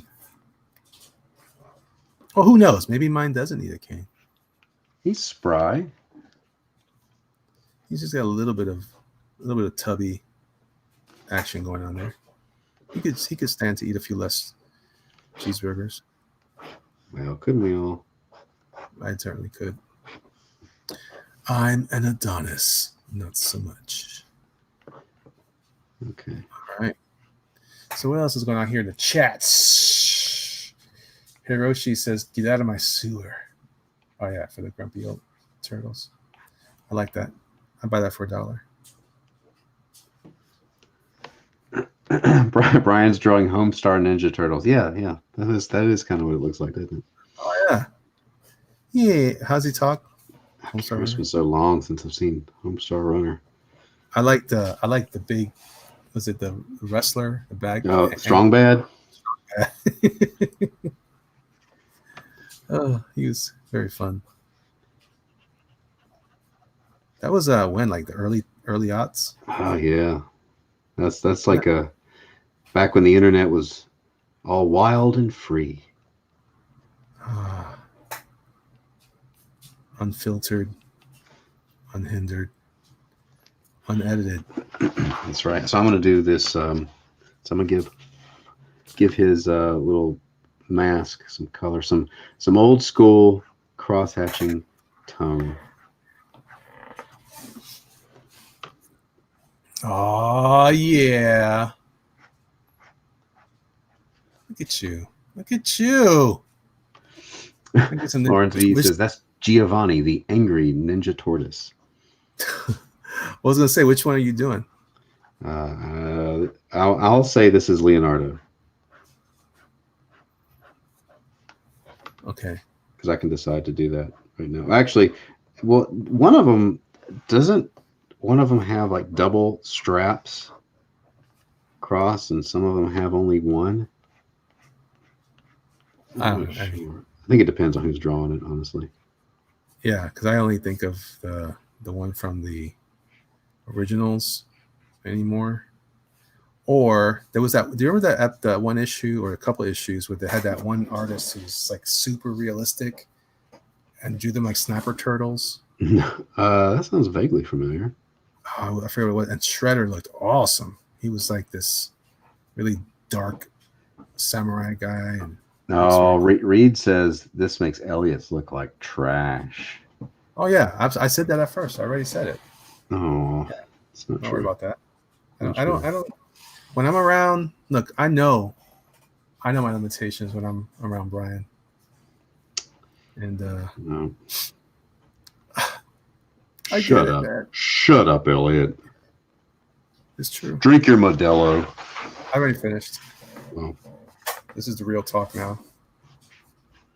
This is get some weepy real talk. Some Modelo talk. I love you, man. I love you. That's a little Matthew McConaughey sounding. He has a YouTube channel now. Matthew does. Of course he does. What's he doing? I don't know. He's been talking to people. I think he's just been talking to people. What do you do when you're mad? What do you do? Like what we're doing right now. Yeah. Does Brie Larson still have one? She had one for a while, didn't she? I heard it wasn't working out so well for her. That's what I heard. I wonder if it's still there. I mean, I never actually listened to her. I bet you did. I bet you listened to it as you were going to sleep at night. No, didn't do it. I did other things. Drink Modelo.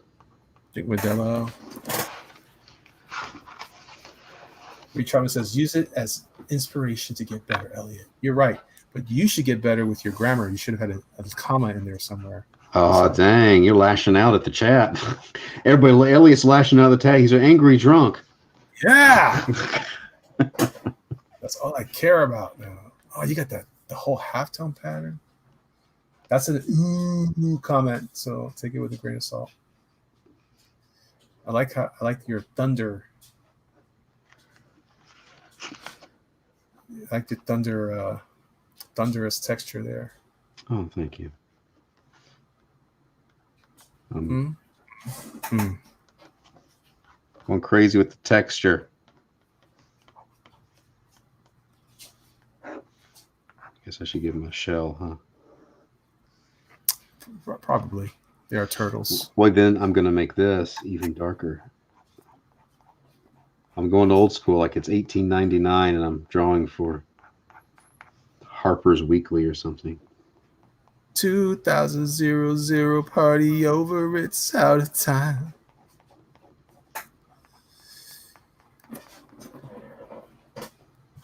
And then we got a third direction, kids. That's how this is done. You do the cross, and then the up and down, and it fills it in. And I could go across and make it even darker, but we don't want overkill. No, we just want enough. No, we just want enough. I like overkilling. When I see an ant, I don't just stomp on it. You spit on it? Spit on it, then I eat it, and I spit it up, then I stomp it again. Dang. Some would argue that's overkill. Some would argue that, like therapists, psychiatrists, police officers. It's true. Hector says, maybe you can do my throw over here. Oh, I don't have, dude, I'm sorry. I don't have that stuff ready to go yet. I still have to go into my stuff. I will have that for you this week, brother. I mean, I'm working with Hector here, 432 Heck.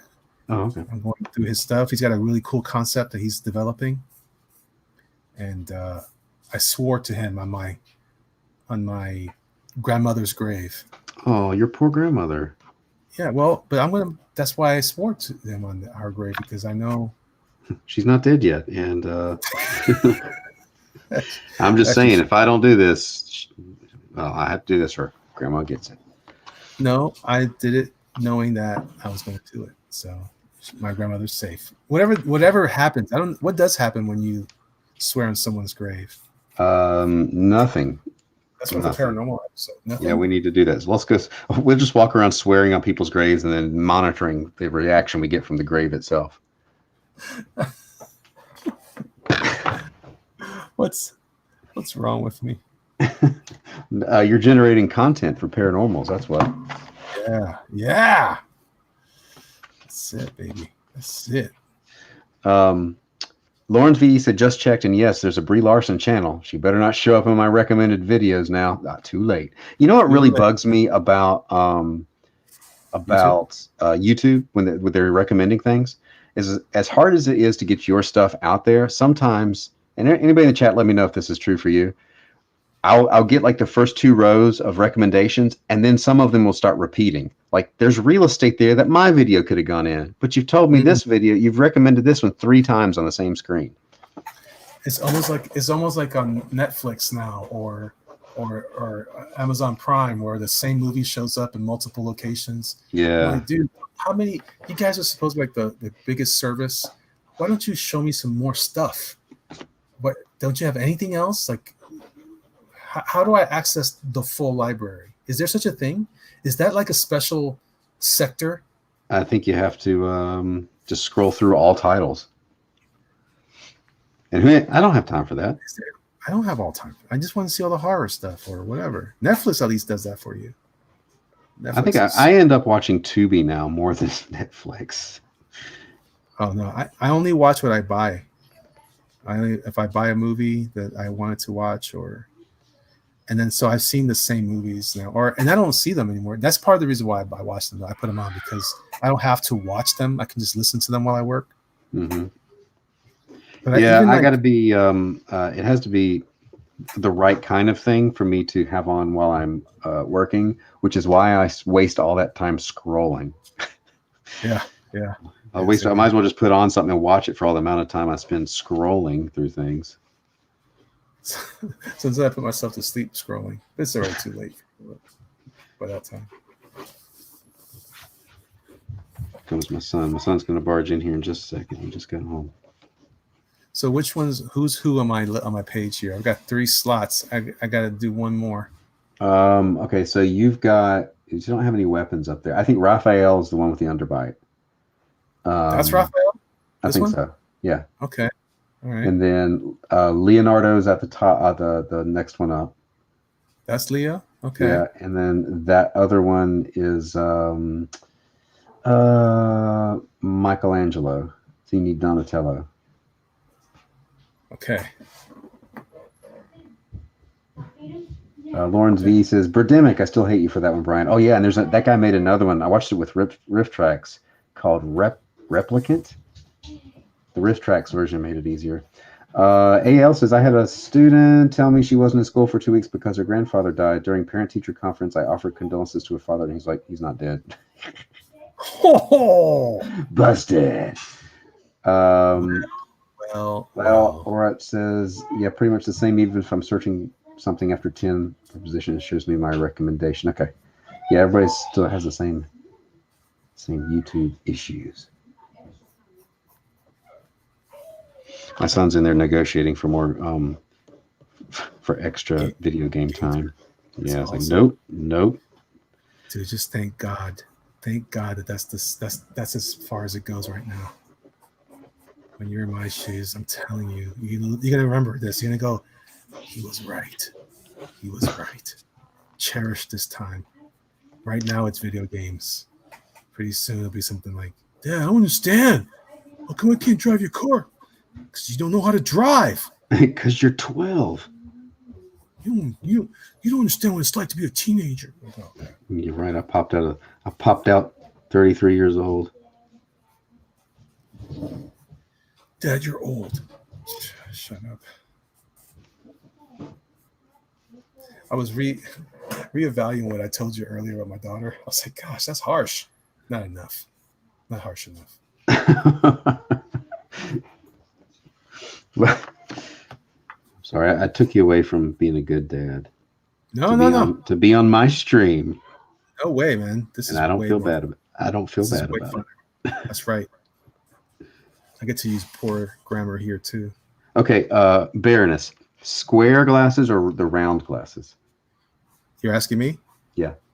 What do you prefer? Which is the original?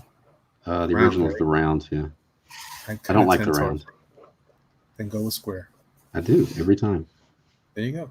Why I even ask? I just wanted to know if I should judge you or not, and the answer to that was yes, and I did. I have been judged and found wanting. Sorry, it's nothing personal. No. I sent my children to hell, so that's what I get. I didn't actually send them to hell. No, it was an educational opportunity. It's a teachable moment. You're going to go to hell, but you're going to learn. But then isn't my immortal so? Yeah, but you'll know. So I said this the other day with Mike on Drawn and Quartered. I was talking to Ellis. I hadn't talked to Ellis in a while. I was like, okay, and by the way, I got to call him. I got to get in touch with him. But anyway, I was watching these old movies. I want to know what your thoughts are. The Magnificent Seven, the Dirty Dozen.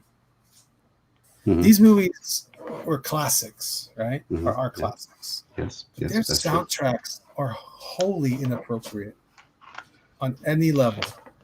Like in Magnificent Seven, spoilers, if you haven't seen Yul Brynner's version, really, what are you doing here on this planet? In Magnificent Seven, everybody died. Except for 2 guys. Well, one guy. It's like same for Dirty Dozen. Yeah, exactly. And the music is so triumphant at the end. Like, oh, this is a problem for me. I can't dun dun dun dun dun dun whatever the music is for. Yeah, I can't remember the Dirty Dozen soundtrack. It was like a triumphant dun dun dun dun dun dun dun dun dun dun dun dun dun. And Charles Bronson just said, "These jerks, these bastards, they just sent us all to die. he said something really like heavy because they're like, oh, we want you guys, now that they've been betting on them, they were going to fail, and they're blah blah blah. And Chuck Bronson's like, let me do my best Bronson. Okay, it's a little bit Bob Dylan there, but anyway, he's like, they wanted us all to die for them, and they went think blah blah blah, and all my guys died, and then it ends with the music. Hooray! I was like, man, guys are cool. Well, I think the perfect blend of music, not counting like John Williams and Star Wars, whatever, but from the old like westerns and stuff, has to be Good, Bad, and the Ugly, Fistful of Dollars. Yeah, that was like perfect soundtrack for those movies. A few dollars more.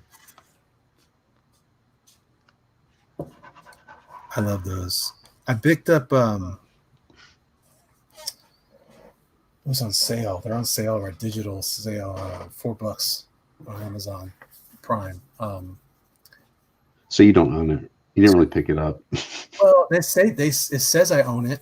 They told me you now own this. Oh yeah. Well, if you want to believe them, sure. Yeah, they're lying. Was it something with sister something? Sister Sarah, Sister Claire, Sister Sally. Help me out. It's another one of those movies with you guys. Oh my gosh. I have no idea what you're talking about. I'm looking at it. I got a couple of them. The one that everyone's saying is the best one.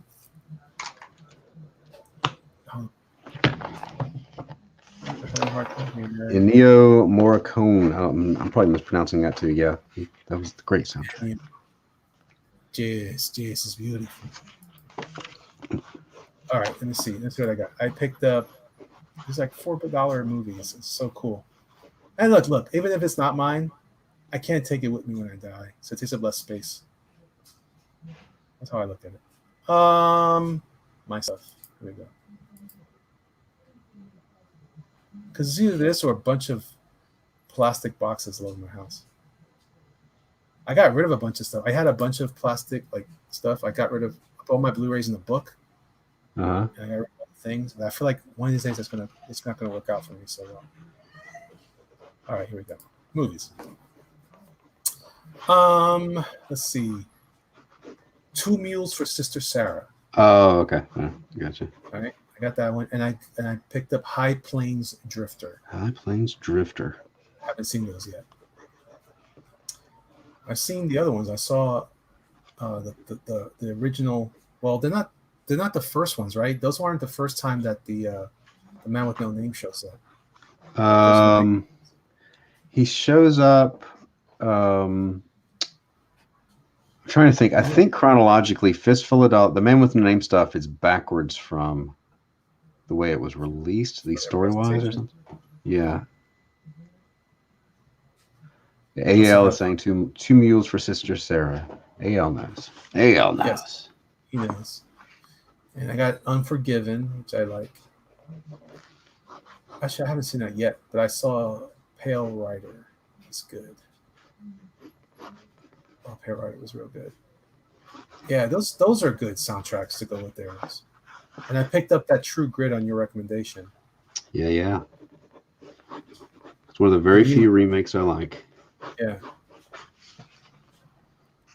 I don't know if I buy John. Do you buy John Wayne as a cowboy? Yeah, I think so. Yeah. Well, you don't think he's a good cowboy? You know what it was? Those movies are too clean to me. Well, they are. They're very sanitized. 50s, I don't know. 60s. It's difficult to watch those old. A lot of my movies are. I got this. I had these what do you call it? It came with a code when you bought the DVD or the Blu-ray or whatever. Uh-huh. Those days.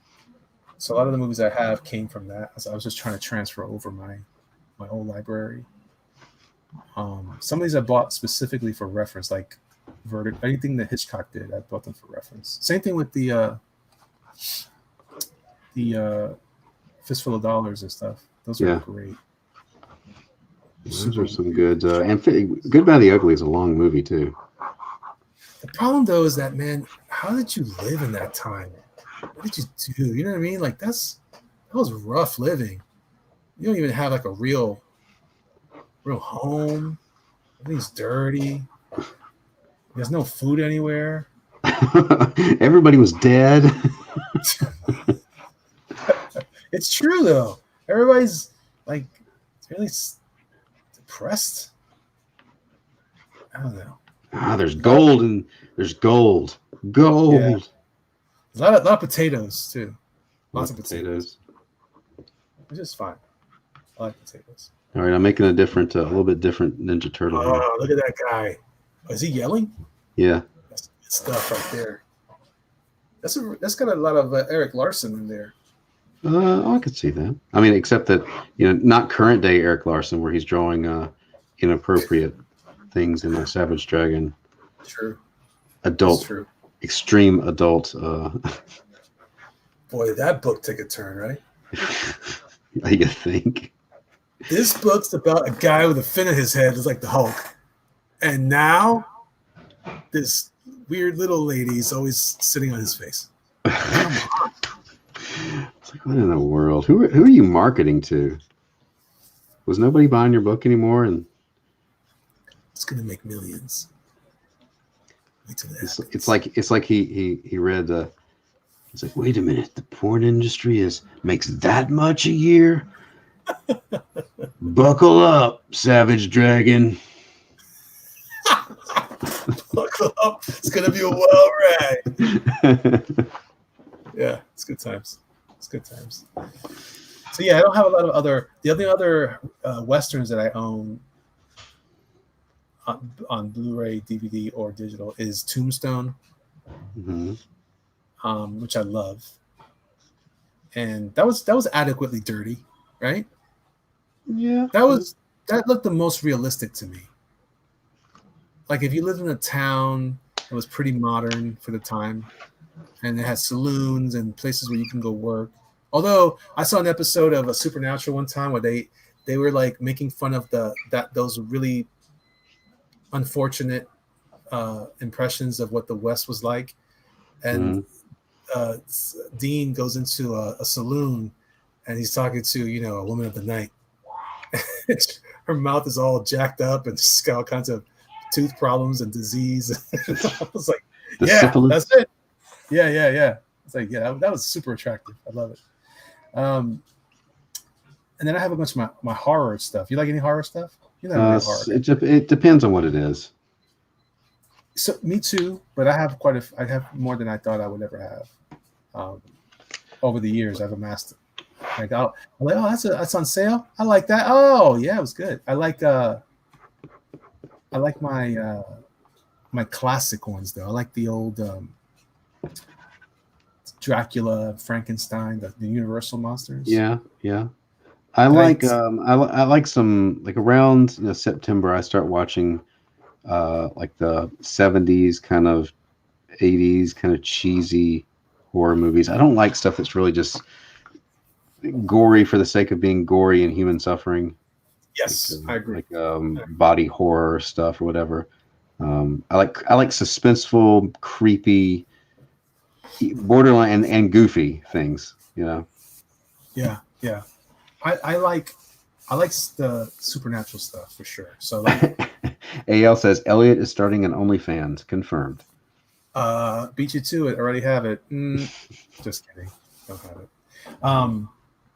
I like those cheesy ones too. The Hammer movies. Yeah, I love that. Last Halloween, that was my go-to while I was working, was the old Hammer horror, and the other Amicus horror. It's like yeah. There's some good stuff. It's the name of the company. So they did a lot of like I don't know if it was like at the same time as Hammer or after, but it's about that 70s era stuff. A lot of Peter Cushing. Same kind of things. Yeah, he's great. One of my favorite monster now though, and it became my favorite over time. It's usually Frankenstein, but I really feel like the creature from the Black Lagoon, the Gillman's definitely taking a spot on my list, a high spot. I watched that when I had COVID too. Okay. Did you watch the return of the creature? The part 2? No, I didn't watch the part 2. It's terrible, but so fun. Well, yeah. And I love the soundtrack and that. Bam, bam, bam, bam, bam.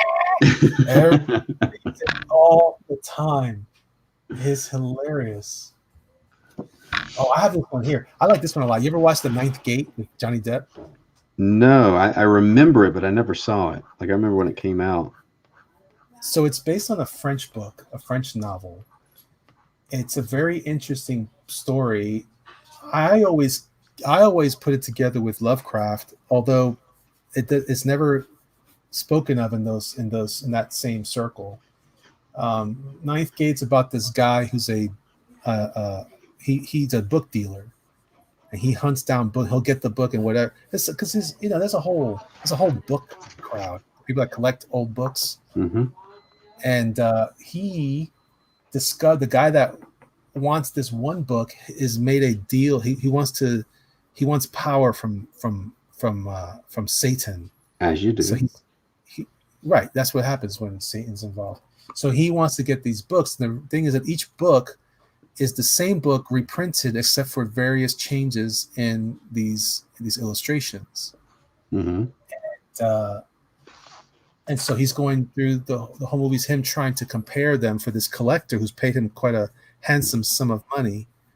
But then there's someone at the end, and there's a little bit of a weird ending to it. And it's got a weird, adult moment in there. But Alex says, I enjoy that movie, The Ninth Gate. It has great sound in the movie. Yeah, it does. But it's cool because, it was really designed for a guy like Depp. He's got a very Euro-friendly personality, and he's definitely European in this movie, like very extra Frenchy, as he tends to be. But it's fascinating, and I love it. But I don't know why it never qualifies as a Lovecraftian story, because I guess anything that has like a cult to me anymore is Lovecraftian, I guess. But yeah, that's not fair. It's been around longer than Lovecraft. I got to I think I kind of messed up at the shadows here. I gotta even this thing out. Oh, look at that. Look at that. Yeah, it has a little bit of the early Turtles stuff in there too. Somebody's going to get an extra thing here because I'm going to go in here with where's the wrong one? I need my white. Where's my white? Yep. If I were you, I start drawing turnips. It's your new thing. Hey man, they didn't say. That's right. Somebody's going to get a turnip. All I'm saying. Maybe I'll slip this in there. I want to buy a copy. Oh, yeah. All right. So let's see what time is. Okay, so in just a few minutes, I'm gonna shut the stream down because my son is home and I gotta go eat dinner and do other things. Sounds good. I'm gonna take care of that thing for my daughter now. Yeah, go be a dad. That's what you need to do. And don't let anybody stop you this time. Oh, here's what they want me to do. They want me to do graffiti on a canvas with a spray can. Okay. I'm not that good at that. That takes skill. I don't have that skill. So that means I gotta try something so she can take it to the class so they can talk about it. They're probably gonna make fun of it now. She's not Your dad did this? Your dad is so lame. And I said, well, do you want like a tag? Do you want a piece? Do you want to just whatever, Dad? Just whatever. Like, first of all, don't get uppity with me, kid. Do you want something fly? Oh my gosh, that's good. You want something funky, Cole Medina? That's right. Don't confuse it with Wild Thing. It's a completely different song. Totally different. You want me to do the Humpty dance? Oh, this is your chance to do the dance. Do it, baby. Do the Humpty Hump. Oh, it's very good. You got the little cadence there and everything. Lawrence V is making fun of me right now. So, what do you want? Sympathy? What do you want? Sympathy? Ross is actually just laughing at me like, this guy's a moron. This guy's a maroon. All right. What's this guy going to have? He needs hair, right? What kind of hair? He needs to have a little bit of a mohawk. A little mohawk. A little one? Yeah. Like that? Yeah, there you go. And then maybe off the back, a little ponytail.